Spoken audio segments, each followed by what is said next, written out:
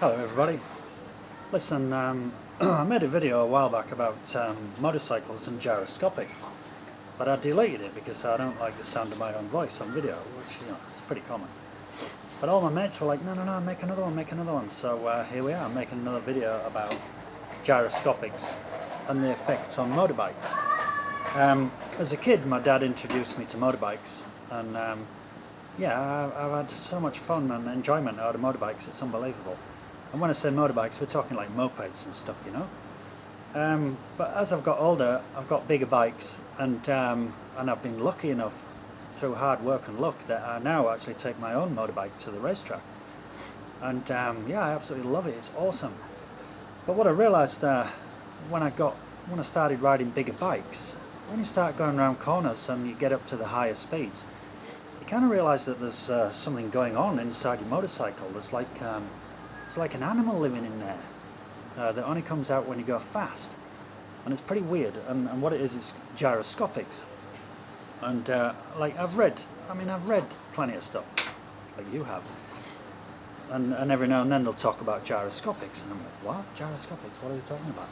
And I didn't really get it, but I'm going to explain it to you. So this is a gyroscope. A gyroscope is basically a wheel that spins inside a frame. So we'll give this one a bit of a spin. This is, by the way, this is like a educational toy. But what happens is when you spin it, say that, when you spin it, you expect it to move in that direction, but it kind of moves in that direction. It's got like a mind of its own, and it's pretty weird. But that is a gyroscope.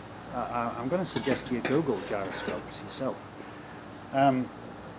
One thing that really brought it home to me was anybody that uses power tools. If you hold a power tool, I'm not suggesting you do this because it's dangerous, and please follow all the rules and all the rest of it.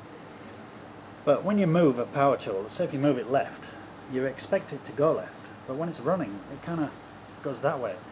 And as you move it around in your hand, it kind of like has a mind of its own, and it moves in a different direction. And it's dangerous, it nearly jumps out of your hand, so please, don't hurt yourself, follow all the rules, don't do anything stupid.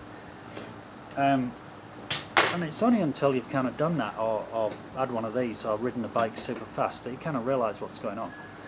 And here's what happens. When you're, like, in racing, when they ride these bikes at 300 k's an hour plus, 200 miles an hour plus, the rear wheel becomes a gyroscope, the front wheel becomes a gyroscope, and the engine and the gearbox becomes a gyroscope.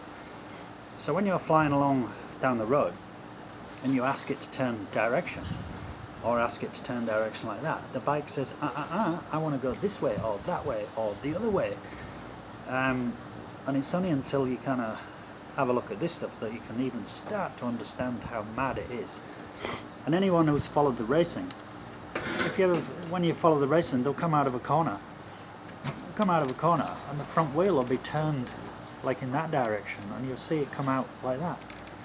And to the onlooker, it looks crazy and it's unbelievable, but this is why. So I can only suggest that you maybe buy one of these and have a bit of a look into it. I do want to tell you some of the other things that I have learned over the years. Manufacturers, if they spin the engine forwards in a forwards direction, it encourages the bike to wheelie because of the rotation of the engine. So some of the manufacturers make it spin backwards, and it reduces the wheeling factor. Another thing is also the delivery of the power to the rear wheel. So what happens is, we all know what ABS is. Well, when you have ABS, the fact that the braking is delivered in pulses and it goes like that, it allows you to stay in control without the wheel slipping away and falling off. And what the experts have discovered is that if you can also deliver the power with the same kind of pulse, it acts like ABS but in forwards, in acceleration. So what the manufacturers realised was, say for example a Ducati only has it has a V-twin. The power is delivered in pulses, like and the pulse acts as ABS but in forwards. And what they discovered was that the engine that was very smooth, and the power delivery that's super smooth, it doesn't have that pulsing in it. So you go from having traction, having traction, having traction, having traction, and then all of a sudden, psh, gone. You're gone. You're on the floor. So yeah, now they're trying to design engines that have a pulse. So Yamaha have done the cross plane crank, and that's all to give the engine a pulse, which is all in aid of that that thing. Yeah, and then I guess to finish it off, you would say, why have you made this video? And that's because I love motorbikes and I want everyone to enjoy it without falling off. And if you have a look at that, it'll help. Alright, no worries, my name's Paul. Give us some comments, tell me what you think, because I could have it all wrong.